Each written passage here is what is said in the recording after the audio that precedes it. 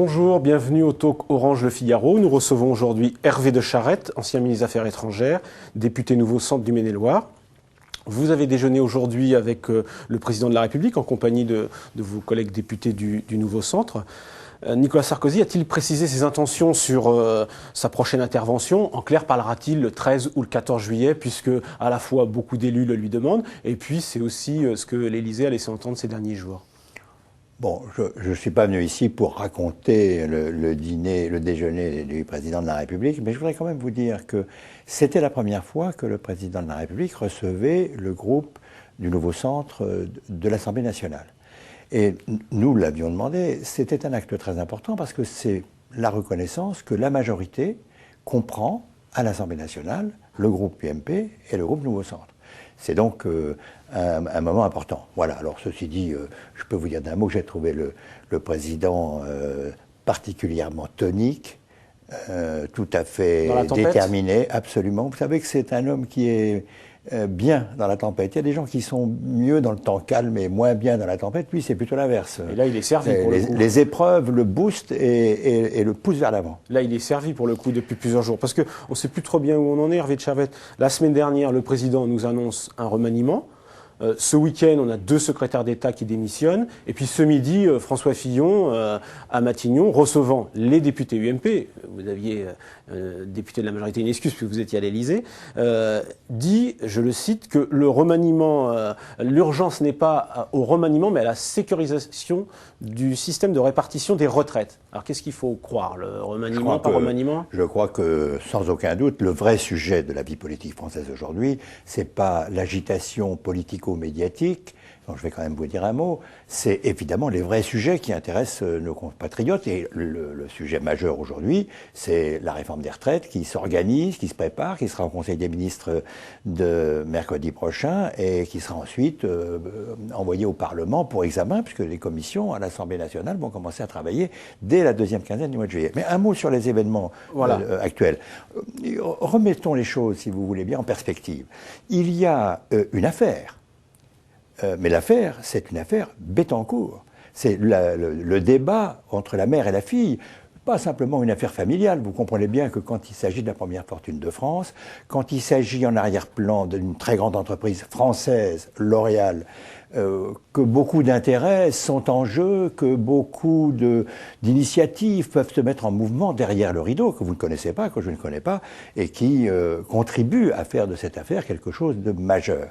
Et c'est au fond un peu par hasard que Éric Woerth se trouve, on voit son nom cité, mais vous avez bien vu.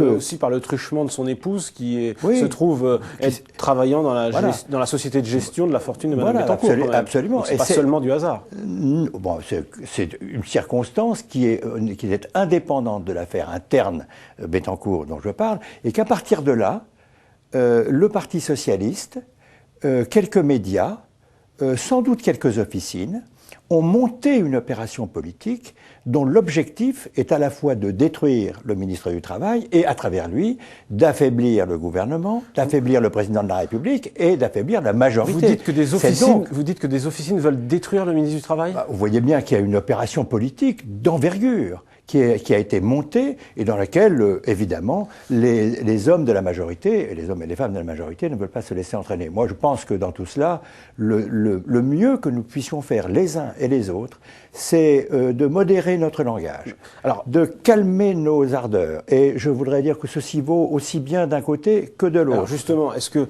on a entendu à propos des révélations de la presse, dans la bouche de Xavier Bertrand, des propos très durs, on l'écoute.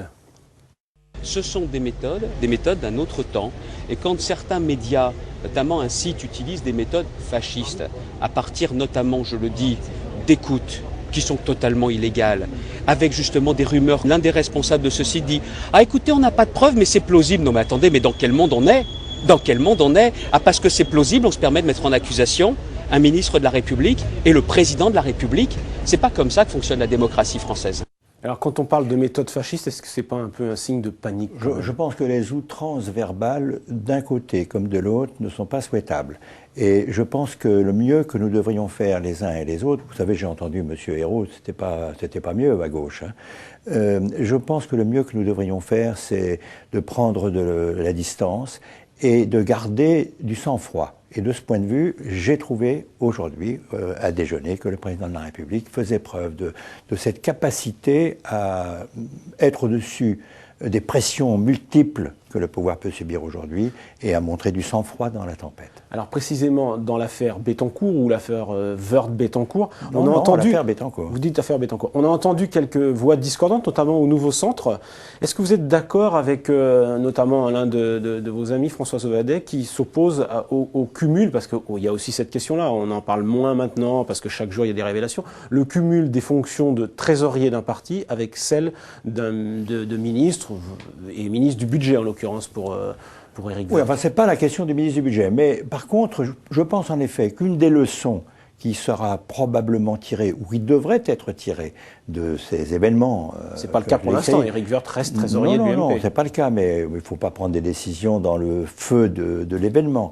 Mais qu'une des leçons qui devrait être tirée, moi je le pense depuis très longtemps, c'est que les trésoriers des partis politiques ne devraient pas être des élus. Je le pense depuis toujours, parce que je pense que c'est un élément, comment dire, de sérénité pour le travail du trésorier. Et au fond, les trésoriers ne doivent être ni des élus, et a fortiori des ministres. A fortiori, oui, bien entendu. Pas être des hommes politiques. Ce sont des hommes ou des femmes qui ont une responsabilité, si j'ose dire, technique à l'intérieur du fonctionnement d'un parti politique. Mieux vaut, à mon avis, que rien n'impose cette règle, mais mieux vaut, à mon avis, en effet, les tenir à l'écart du débat politique et de la visualisation qu'entraîne la vie politique. Ce week-end, Christian Blanc, qui était secrétaire d'État au développement de la région capitale, a été démis de ses fonctions. C'est aussi le président délégué de votre parti. Est-ce que, au fond, cette facture de cigare ne va pas coller à la peau de Christian Blanc, qui avait marqué en d'autres temps sa carrière avec les accords de Nouméa? Oui, j'espère que non. C'est vrai que c'est malheureux, c'est vrai que c'est malencontreux, mais franchement, si toute la corruption de la vie politique française dont on parle aujourd'hui devait se résumer à une facture de cigare finalement remboursée par l'intéressé, notre pays ne serait pas finalement en si mauvaise posture que ça. Alors venons au Nouveau Centre. Hervé Morin, ministre de la Défense, président du Nouveau Centre, a fait savoir qu'il il a laissé entendre qu'il pensait une candidature à l'Élysée en 2012. Est-ce que vous êtes favorable à cette idée? Alors, est-ce que vous me permettez de faire un commentaire en revenant un peu en arrière? Nous avons créé l'UMP il y a maintenant 4 ans ou 5 ans, avec l'idée de rassembler, c'était en 2002, avec l'idée de rassembler la droite et le centre. Après des années de rivalité Chirac-Giscard, on s'est dit, et d'ailleurs les intéressés que je viens de citer étaient de cet avis, que c'était bien de réunir tout le monde dans la même famille politique. D'autant que les différences intellectuelles, philosophiques, politiques, s'étaient singulièrement restreintes, que les uns et les autres s'étaient rapprochés. C'est ce qu'on a fait. On a cru bien faire. Et on s'est dit, mais comme ça, au fond, on va créer le grand parti de la droite et du centre en France. À l'exception de François Bayrou et quelques-uns de ses amis, tous les dirigeants, tous les responsables, tous les élus de l'UDF sont allés à l'UMP. Au bout de cette période d'action, on a pu observer ce que ça donnait. Mon jugement personnel, c'est que ça a été un échec.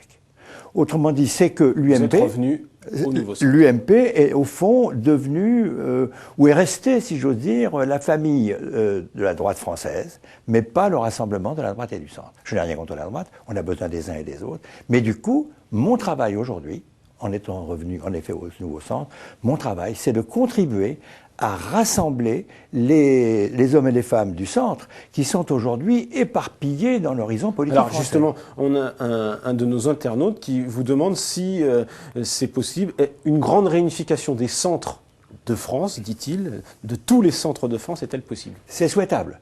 C'est indispensable. Aujourd'hui, c'est éparpillé, c'est la diaspora. Là, il y en a à l'UMP, il y en a au Nouveau Centre, il y a Bayrou, il y en a qui sont nulle part, parce qu'il y en a aussi beaucoup.